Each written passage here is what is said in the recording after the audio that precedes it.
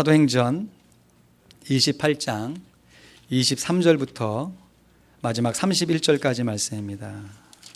말씀 읽으신 후에 내 영혼의 건강, 내 영혼의 건강이라는 제목으로 하나님 말씀 나눕니다. 사도행전 28장 23절부터 31절까지 말씀입니다. 다 찾으셨죠? 한 목소리 같이 읽습니다. 시작.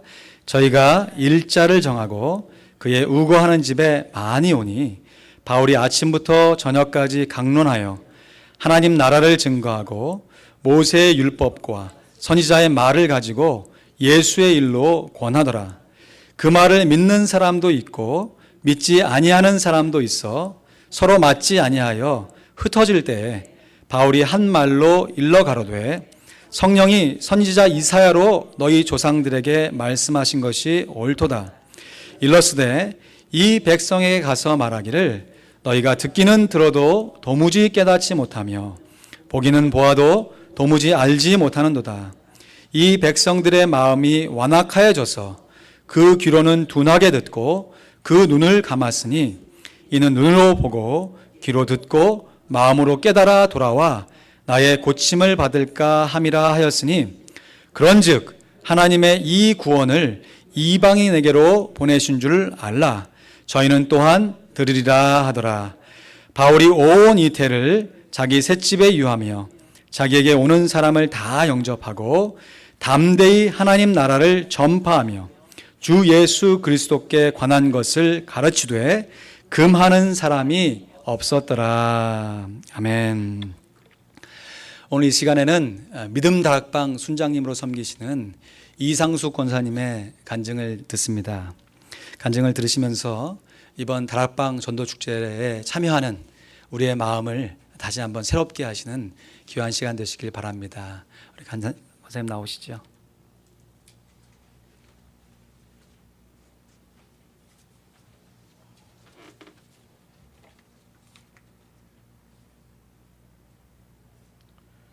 저는 믿지 않는 가정에서 이남 삼녀 중 셋째로 태어나 아주 얌전한 나이로 10대를 보냈습니다.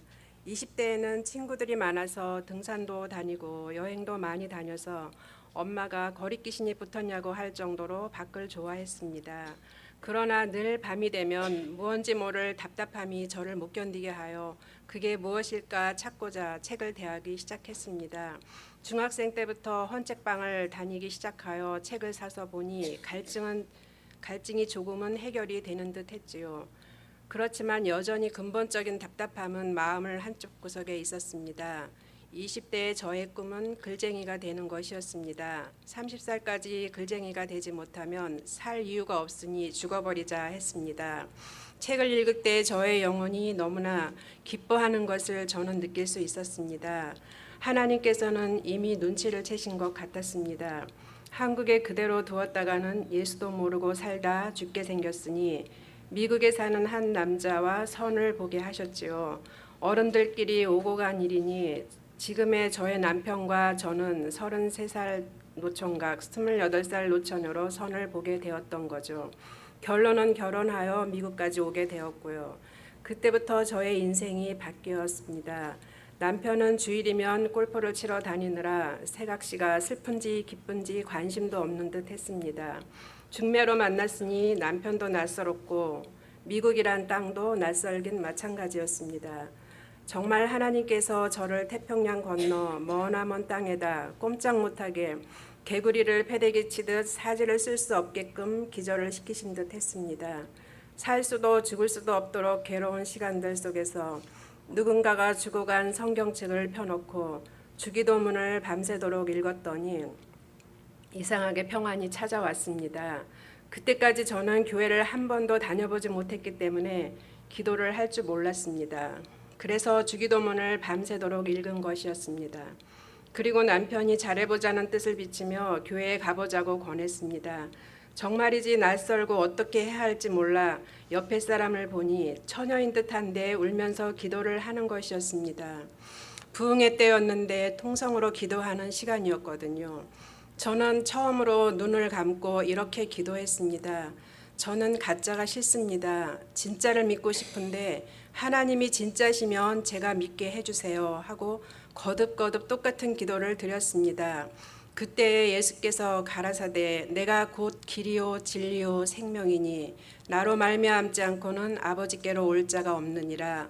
요한복음 14장 6절 말씀을 주셨습니다. 부흥회를 다녀온 후로 저는 성경책을 놓을 수가 없었습니다. 하나님께서 저에게 말씀으로 만나주셨고 저는 말씀이 너무나 좋아서 말씀 안에서 자유를 누리며 살게 되었습니다. 그날부터 지금까지 저는 한 번도 성경책을 저에게서 멀리한 적이 없었습니다. 그리고 하나님 한 분으로 늘 만족할 수 있어서 행복하게 살고 있습니다. 제 차에는 늘 작은 이불이 있습니다. 운전하고 다니다 아름다운 경치가 보이면 이불을 깔아놓고 하나님과 연애를 했기 때문이죠. 시도 때도 없이 아뢰고 응답받고 기쁠 때는 하나님을 향해 웃고 슬플 때는 항상 차 안에 들어가 대성통곡을 하며 울음으로 하나님께 아뢰지요. 요즘에는 남편의 건강이 심각한 지경에 이르러 또 한바탕 차 속에서 대성통곡을 하며 아뢰었지요.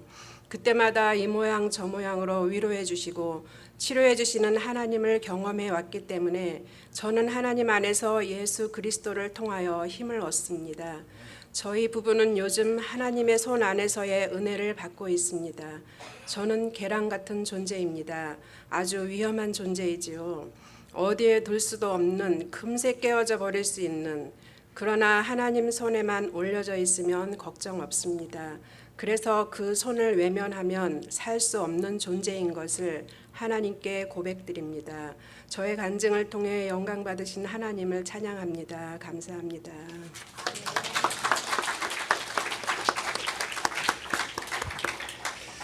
권사님 감사합니다. 이찬임 사님도 더 건강해질 줄로 믿습니다. 여러분 요즘 건강 잘 챙기고 계십니까? 건강은 건강할 때 지켜야 한다, 뭐 이런 말도 하지 않습니까? 그래서 건강하게 살려면요, 잘 먹고 잘 자는 것은 물론이거니와 적절하게 뭘 해야 됩니까? 운동을 해줘야 돼요. 몸을 움직여야 됩니다. 그래서 살고 싶으시면, 건강하게 살고 싶으시면 일어나서 걸으셔야 돼요. 일어나 걸어라 내가 새 힘을 주리니. 복음성가 가사가 아니라 이 가사대로 실제로 일어나서 몸을 움직이셔야 돼요. 그렇게 운동하면 내가 건강해야지 결심하고 작정하는 것이 우리의 삶에 실천되어져서 자연스럽게 우리가 건강함을 유지할 수 있는 것이죠. 여러분, 그러면 우리가 이렇게 육신의 건강을 위해서 운동하듯이 여러분 영혼의 건강을 위해서 무엇을 하고 계십니까? 사람이 육신으로 건강한 것도 참 중요하지만 영혼이 건강한 것 너무너무 중요하죠. 육신의 건강, 영혼의 건강. 정답은 둘 다 중요해요. 정말 둘 다 중요합니다. 그래서 하나님께서 우리에게 영혼의 양식으로 말씀을 주셨습니다. 아멘입니까? 이것이 우리 영혼의 양식이에요. 영혼의 양식을 잘 먹는 것과 동시에 영혼의 호흡인 기도를 통해서 하나님과 긴밀하게 교제하고 말씀과 기도로 우리의 삶이 거룩해져서 건강해지는 거죠. 뿐만 아니라 우리가 적절하게 영혼의 운동인 전도를 해야 우리가 영적으로 건강하게 살 수 있습니다. 전도, 이거 역시 한문이죠. 도를 전한다라는 뜻입니다. 길 도자를 사용해서 어디로 가는 길을 전하는 것이 전도예요. 오늘 권사님 간증에서 하나님 말씀으로 받은 요한복음 14장 6절 말씀에, 이 말씀 우리도 하나님 말씀을 받길 원합니다. 함께 읽습니다. 시작. 내가 곧 길이요 진리요 생명이니 나로 말미암지 않고는 아버지께로 올 자가 없느니라. 아멘. 예수님께서 친히 말씀하신 말씀입니다. 내가 곧 길이다. 어떤 길이냐면 하나님 아버지께로 갈 수 있는, 인도하는 그 길이다. 그래서 전도, 도를 전하는 것은 하나님께로 갈 수 있는 그 길, 예수님을 전하는 것이에요. 나의 죄를 위해 피 흘려주신 예수님의 십자가의 죽음과 나에게 새 생명을 주시기 위해서 그 죽음의 권세를, 사망의 권세를 깨시고 다시 살아나신 예수님의 부활을 증거하는 것이 곧 전도입니다. 그래서 사도 바울은 전도를 이렇게 정의해요. 고린도전서 15장 3절 말씀에 보니까 예수 그리스도께서 우리 죄를 위하여 죽으시고 장사 지낸 바 되었다가 성경대로 사흘 만에 다시 살아나사. 그러니까 예수 그리스도께서 죽으시고 다시 살아나신 것을 전하는 것이 곧 전도인 것이에요. 오늘 본문 말씀에 보면 사도 바울이 전도를 아름답게 하고 있습니다. 열심히 전도하는데 그렇게 전도하는 모습을 오늘 본문 28장 31절 사도행전의 맨 마지막 절이죠. 이렇게 얘기하고 있어요. 사도 바울이 담대히 하나님 나라를 전파하며 주 예수 그리스도께 관한 것을 가르치되 금하는 사람이 없었더라. 그러니까 여기서 말하는 주 예수 그리스도께 관한 것이 뭐겠어요? 예수님의 십자가에서의 죽음과 3일 만에 다시 살아나신 부활이에요. 예수님을 증거하고 있는 것이죠. 그런데 그렇게 아름답게 담대하게 복음을 전하자 예수 그리스도의 죽음과 십자가를 가르치되 금하는 사람이 있었더라? 없었더라. 사도행전에 이 쭉쭉 뻗어나가는 복음 전파의 사역을 아름답게 증거하면서 사도행전이 마무리되고 있는 거죠. 그런데 사도행전은 이렇게 아름답게 마무리되는 것처럼 보이지만 사도행전 중간중간에 특별히 사도 바울이 복음을 증거할 때, 전도할 때 이것을 금하는 사람이 한두 명이 아니었어요. 어쩔 때는 사도 바울이 열심히 복음을 전하자 그 동네 사람들이 돌을 들어가지고 사도 바울을 막 때려가지고요. 사도 바울이 시체가 돼가지고 거의 거반 죽어서 동네 사람들이 이젠 죽었군 해서 들것에 실어가지고 내다 버린 적도 있어요. 또 어떤 데는 한참 전도하고 하나님의 말씀을 가르쳤더니 이것이 오해가 생겨가지고 한날을 지하 감옥에 갇혀가지고 정말 모질게 매를 맞고 억울한 누명에서 감옥살이를 한 적도 있습니다. 또 한 번은요, 다른 사람이 아니에요. 자기가 복음을 증거했던 그 사람이에요. 외부에 있는 사람이 핍박을 하는 것이 아니라 자기가 복음을 증거해서 예수 믿게 만들어 놓은 그 사람이 갑자기 배교를 하더니 오히려 그 속사정을 잘 알 거 아니에요. 그러니까 사도 바울에게 찾아와서 사도 바울을 모진 말로 배척하고 사도 바울에게 심하게 사도 바울의 전도 사역을 가로막았던 에베소의 사건도 있어요. 사도 바울이 전도했을 때 이것을 금했던 경우가 한두 번이 아니었습니다. 그럼에도 불구하고 사도 바울은 전도하기를 단 한 번도 멈추지 않았습니다. 왜 그랬을까요? 그것은 사도 바울이 전도를 통해서 자기에게 주신 하나님의 사명이 무엇인지 날마다 새롭게 깨달을 수 있었기 때문에 그래요. 정말 그런지 한번 살펴볼까요? 오늘 본문 23절 말씀 우리 다 함께 읽습니다. 시작. 저희가 일자를 정하고 그의 우거하는 집에 많이 오니 바울이 아침부터 저녁까지 강론하여 하나님 나라를 증거하고 모세의 율법과 선지자의 말을 가지고 예수의 일로 권하더라. 여기서 말한 예수 일로 권했더라 하는 말이 뭐겠어요? 예수님의 죽으심과 부활을 증거했다는 것이, 복음을 전했다는 것, 전도했다는 것이죠. 그런데 오늘 본문 말씀에서 사도 바울이 전도했을 때 이 전도는 사도 바울 개인에게 참으로 의미 있고 소중한 사건이 아닐 수 없습니다. 여러분, 저도 이제 7월이 되면 제 마음 가운데 참 소중하고 소중한 그 사건을 다시금 떠올리게 돼요. 벌써 제가 이제 이 교회에 부임한 지 1년이 돼 가잖아요. 오늘 하준이 돌을 축하하면서 굳이 우리가 똑같은 날인데도 한 날을 왜 축하합니까? 그 일이 그 개인에게, 그 가정에게 의미가 있기 때문에 그런 거죠. 오늘 사도 바울이 여기서 지금 이 본문 말씀에서 복음을 증거하는 것은 우리에게는 전에도 전했으니까 지금도 전하나 보다 하지만 사도 바울에게는 굉장히 큰 의미를 갖는 사건이에요. 왜냐하면 지금 복음을 증거하는 곳이 어디냐면 사도 바울이 꿈에도 그리던, 정말 내 생에 꼭 가서 복음을 증거하겠다라고 다짐하고 다짐했던 로마에 와서 복음을 증거하는 첫 번째 복음 사역이기 때문에 그래요. 사도 바울이 사도행전에 보면 사도행전의 구조가 사도행전 1장 8절 말씀의 확장판입니다. 우리가 암송하고 한번 읽어볼까요? 시작. 오직 성령이 너에게 임하시면 너희가 권능을 받고 예루살렘과 온 유대와 사마리아와 땅끝까지 이르러 내 증인이 되리라 하시니라. 할렐루야.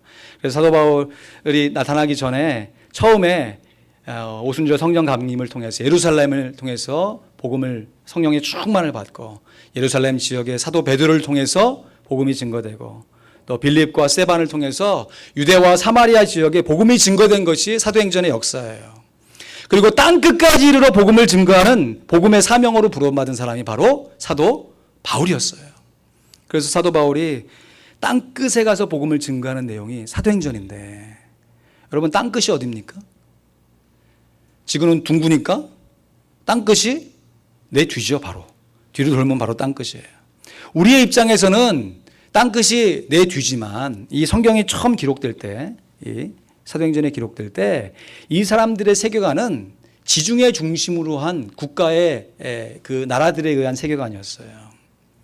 다시 말해서 이 당시의 사람들은 지구가 둥글다고 생각하지 못했고 네모나다고 생각했어요.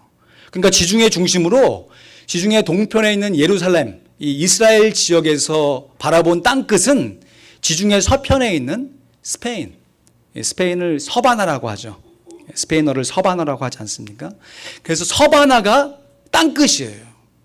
그러니까 사도 바울은 그 당시의 세계관에서 살아갔던 사람이니까 어떻게 하든지 간에 내가 내 생애가 다 가는 날까지 땅끝 스페인에 가서 복음을 증거하겠다는 것이 사도 바울의 소명이었어요. 근데 그 당시에 1세기에 이 모든 나라를 누가 다 다스리고 있었냐면 이 장아처럼 생긴 이 로마가 다 잡고 있었어요. 그래서 모든 길은 어디로 통한다? 로마로 통한다 하는 말처럼 사도 바울이 땅끝으로 가야겠는데, 스페인으로 가야겠는데 로마를 거쳐서 스페인으로 가려고 했던 것이에요. 이러한 간절한 소망을 담은 사도 바울의 고백이 로마서에 기록되어 있어요. 로마서 15장 23절 24절 말씀해 보니까 여러 전부터 언제든지 서바나 스페인으로 갈 때 너희에게 가려는 원이 있었으니, 지금 로마서를 쓰면서 로마 교회의 성도들에게 얘기하는 것이죠. 이는 지나는 길에 너희를 보고 먼저 너희와 교제하여 약간 만족을 받은 후에 너희의 그리로 스페인으로 보내줌을 바람이라.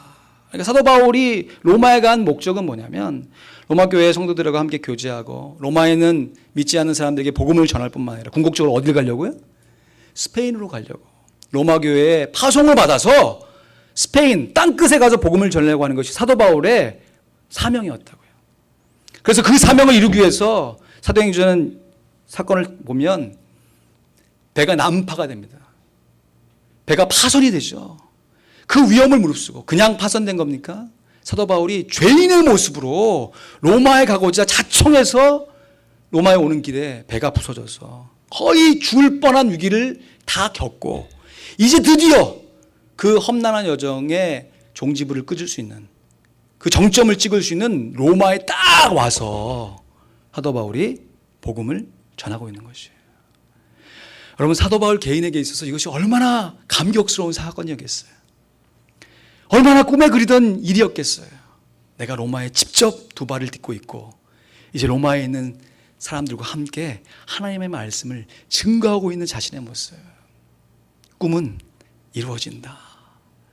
사도 바울에게 주셨던 하나님의 비전이 실질적으로 이루어지고 있는 역사적인 순간이에요.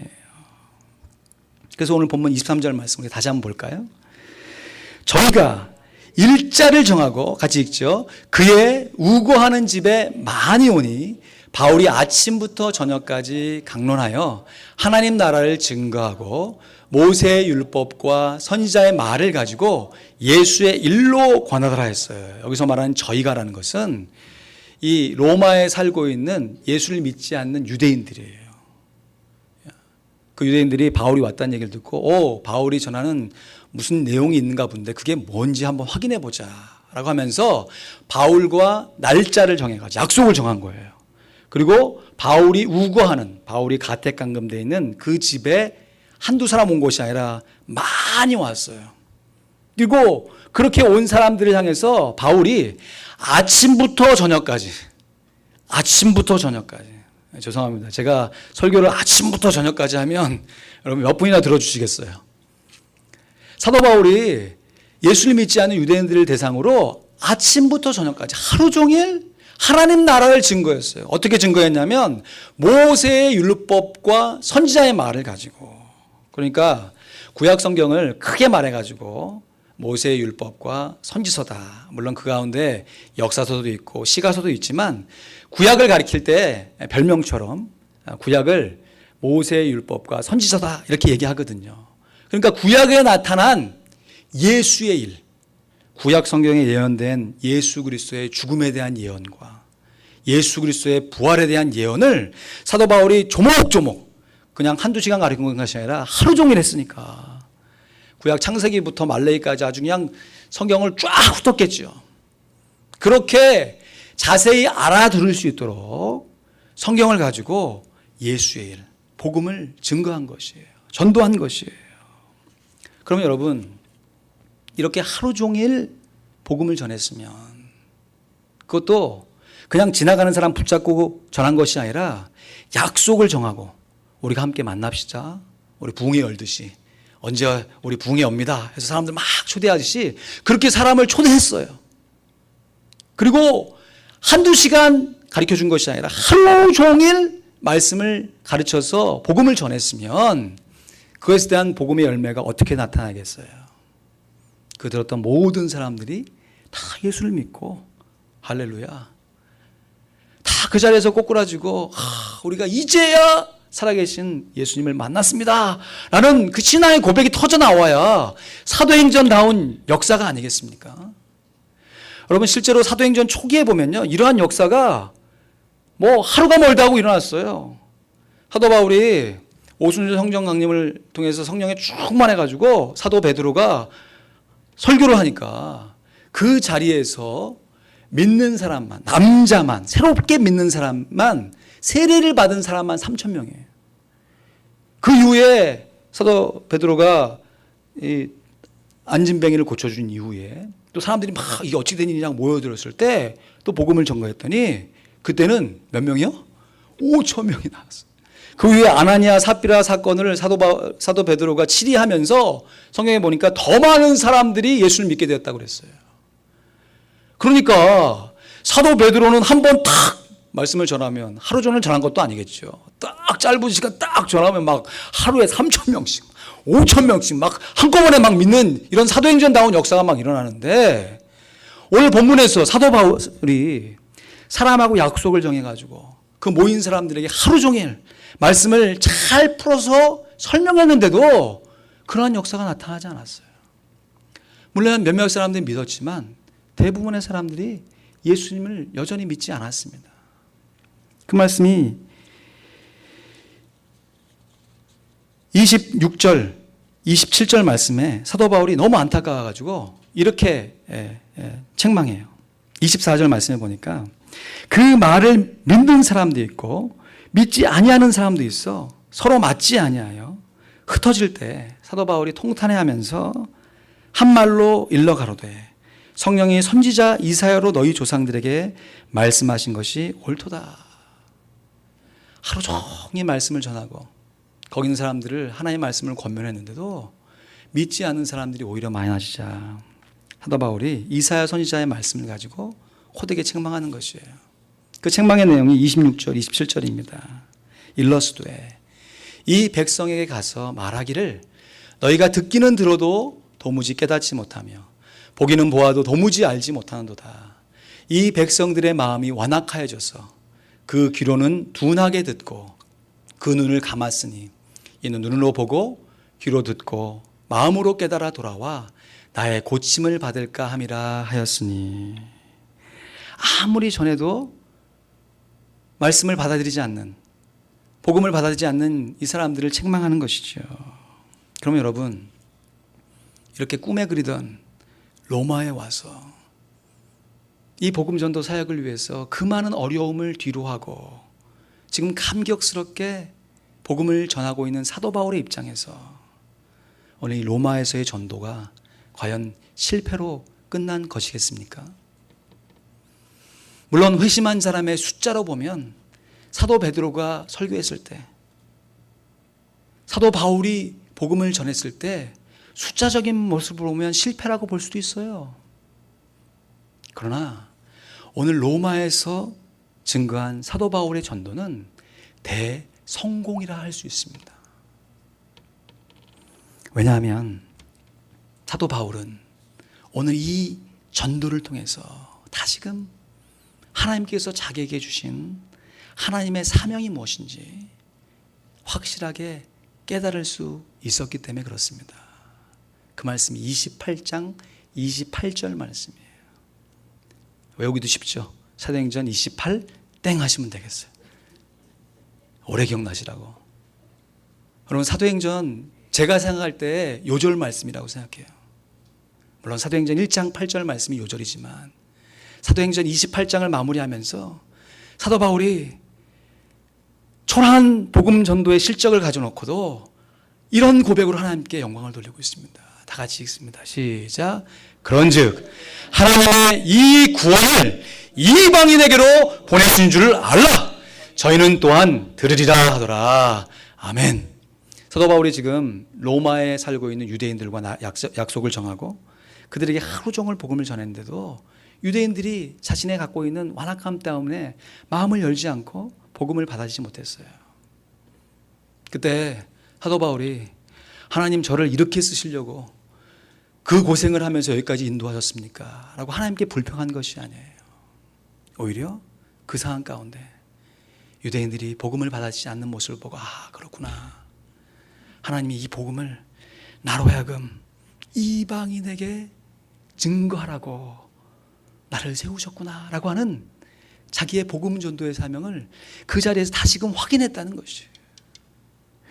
여러분, 우리가 영혼의 운동인 전도를 하면 우리 가운데 있는 하나님의 사명이 오늘 현재적으로 다시 한번 확인이 되는 역사가 일어납니다. 그래서 전도가 우리의 영혼의 운동이 되는 것이에요. 전도를 통해서 하나님께서 주신 사명을 다시금 발견하기 때문에 우리 가운데 전도를 하면 우리 영혼에 활력이 생기는 것이죠. 여러분, 우리 가운데 혹시 신앙생활 하면서 괜한 신앙생활의 무기력, 어제도 오늘도 뭐 그게 그런 것 같고 그냥 뭐 예배해도 뭐 맹숭맹숭, 기도해도 뭐 하나님은 내 기도에 응답해 주시는 것 같지도 않고 하나님의 임재를 체험하지 못한다 여기신 분이 계십니까? 영적으로 건강한 것이 아니죠. 그럴 때 어떻게 해야겠어요? 영적으로 건강하기 위해서 영혼의 운동인 전도를 하게 되면 하나님께서 우리에게 부어주셨던 내 인생의 사명, 하나님께 주신 그 사명이 오늘날 나의 삶 가운데 새롭게 재확인되는 것이에요. 우리 찬양하지 않습니까? 매일 나의 삶에 주 뜻 이루어지도록 새롭게 하소서. 주의 사랑으로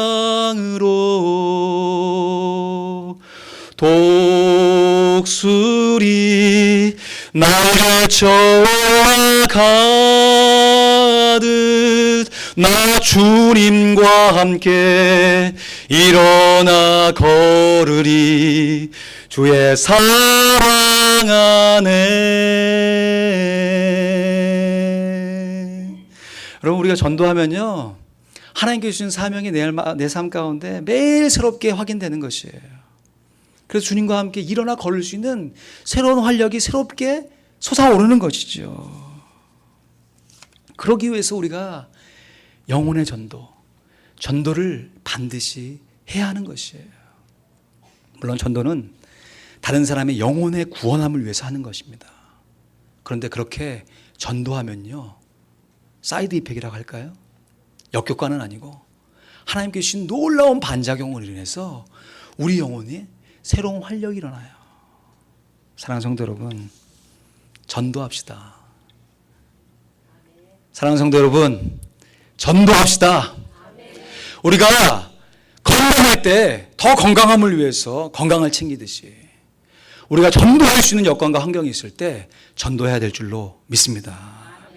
우리가 전도하면요, 하나님께서 주신 우리의 사명이 새롭게 우리의 삶 가운데 발견되어져서 그 삶의 활력이 새롭게 샘솟아서 그로 말미암아 결국에 전도를 통해서 우리의 영혼이 건강해지는 것이에요. 말씀을 맺습니다. 어떤 유명 연예인이 TV 프로에 나와서 이렇게 얘기하는 멘트를 들었어요. 참 명언이다 싶습니다. 운동은 하루를 짧게 하지만 인생은 길게 만든다. 말이 됩니까?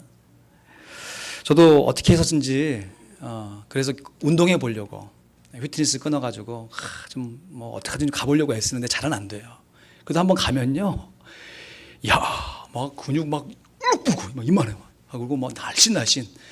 내가 봐도 이미 건강한 것 같은데, 이미 건강한 그 사람들이, 저보다 훨씬 몸매가 훌륭한 그 사람들이 저보다 훨씬 더 열심히 운동을 하고 있는 모습을 봐요.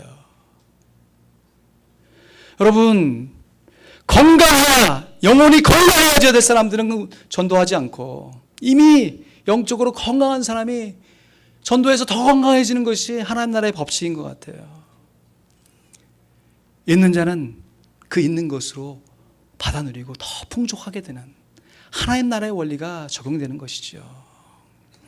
여러분, 우리가 육신의 건강을 위해서 바쁜 시간 쪼개서 어떻게든지 운동하려고 하고 아침에 일어나서 산책하려고 하고 휘트니스 가서 땀 흘리려고 하는 것처럼, 그러기 위해서 때로는 돈도 들이고 함께 운동하지 않은 사람 막 격려해가지고 같이 가자 해서 같이 움직이는 것처럼, 우리가 영혼의 건강을 위한 전도 역시 때로는 시간을 들이고 물질을 들이고 함께 전도하자 격려하여서 함께 감당해야 할 우리 영혼의 건강인 줄로 믿습니다. 여러분, 오늘부터 건강하기를 원하시는 분 이부자리를 박차시고 일어나 뭐하라? 걸으라. 걸으셔야 됩니다. 살고 싶다면 걸으라. 건강하게 살고 싶다면 걸으셔야 돼요. 마찬가지로 우리의 영혼의 건강을 위해서 하나님께 주신 내 안의 사명을 새롭게 발견하기 위해서라도 우리가 우리 영혼의 건강인 전도를 소홀히 하지 말아야겠습니다. 특별히 이번 우리 교회에서 함께 마음을 모아서 진행하고 있는 다락방 전도 축제, 여러분 함께 동참해 주십시오.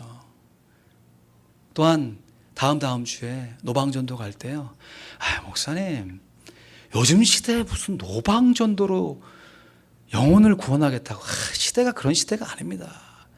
아닐 수 있습니다. 맞아요. 그러나 전도해 보십시오. 그렇게 전도해 보십시오. 그렇게 전도한 사람의 간증을 들어보십시오. 전도하고 나서 하나님께서 내게